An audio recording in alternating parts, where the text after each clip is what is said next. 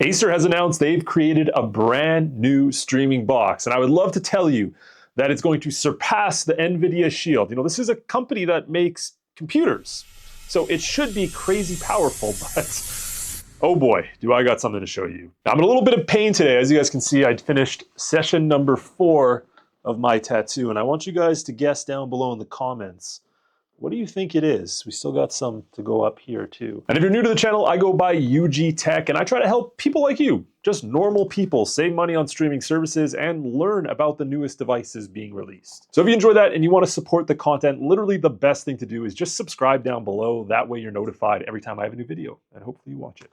All right, let's get into it. So the device we're looking at today is Acer's brand new 4K Google TV and AI. That's right. This thing has AI built into it. And you know what else has AI built into it? I checked this out as soon as I landed on this page. Check out this photo they used. You guys cannot tell me that companies are not just using AI generated images here. Look at this girl's face and like their feet at the bottom. Why does this like at least try to like modify the image a few times? Like this is terrible AI. Like look at this guy, look at this guy's face and this girl's face. I'm sorry. Like listen, if these are real people and this is not AI, this is not an AI image, I apologize ahead of time. Anyways, back to what we've been looking at. So this is Acer's brand new 4K hub, and we're going to talk about the specs that are known to it so far and basically compare it to two other devices that I think are similar. The first one being this right here. This is the Google TV streamer. A lot of you have heard of it. Solid device, right? Google's replacement for the Chromecast TV, essentially, but with some negatives. Not a lot of ports, right? It's okay. It's not a terrible device. It's close to $100 Canadian, so 80 American, around there. And then another device that's actually very similar to the one we're talking about today, the ONN 4K Plus. Not as pretty, but you know, I'd say this box looks a little bit more appealing, but super affordable. We're talking about $30 US, right? When it's not on sale, although it's a new device, so it hasn't been on sale yet. So getting to the Acer TV Google TV box. Let's talk about a little bit of the specs. So first thing we need to know about this is an official Google TV box, which means yes, if you watch my videos earlier this week, this would be one of those Android certified devices that will not be able to sideload, or at least sideload apps that aren't registered by developers, coming in 2026, 2027, most likely. We still need more news on that. But yes, it is a Google TV official box and Ultra HD 4K. Now the chip it is using, it's powered by the Amlogic S905X5M. That's a lot. If you don't know, that is the exact chip that this device, the ONN Plus box, runs. And one thing great about that chip is it allows for super AI upscaling. So that is where you can take like a 720p video quality and upscale it so it looks even cleaner, essentially. Kind of something like the Nvidia Shield does. Now, if you don't know, Walmart actually blocked this ability. So ONN boxes, you can't actually access that through settings. You have to go through a bypass method to actually activate that. But it's unknown whether this new Acer box is going to be able to do that, but we do know it's going to be capable of it at the very least. So that is important to note. Now, in terms of storage and RAM, it's going to have 2 gigabytes of RAM and 32 of storage, which is a solid amount. So you'll be able to load this up. But one thing I love about this device that I think puts it in a little bit of a different category from the Google TV streamer, which if we take a look at the backside, you have a power USB-C port. Great. So I have to have an OTG cable to connect the USB. You have your remote finder / I believe that's an on and off, your Ethernet, and an HDMI. Okay. ONN Plus, what ports do you get? Well, you don't get much actually. Where we need to find a picture here.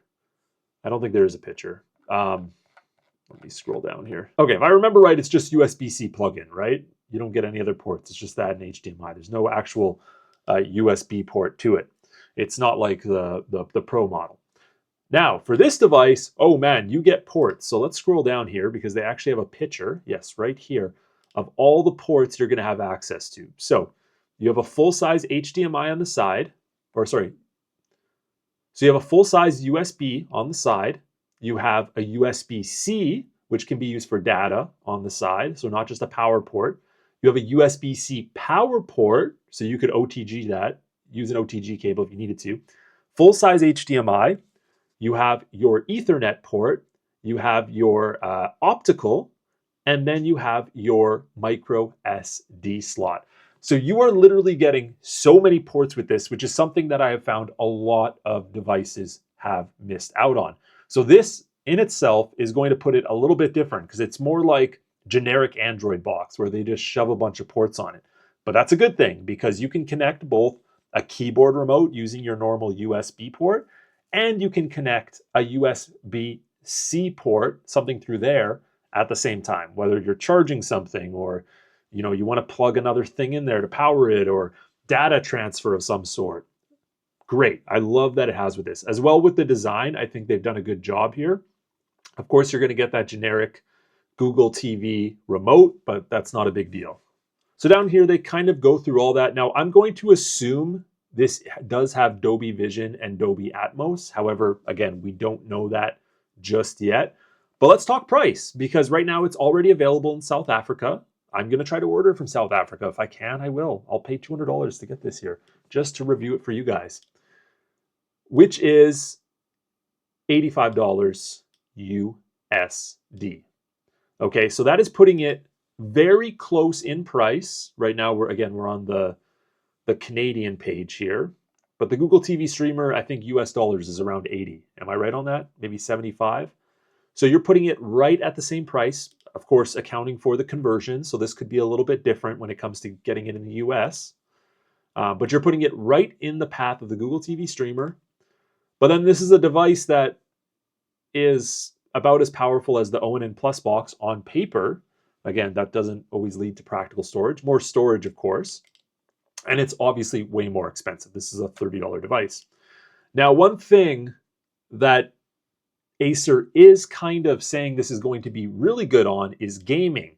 So they say, transform your home TV into the ultimate AI gaming and entertainment hub. And I have no idea what the fuck is AI gaming. So what is that?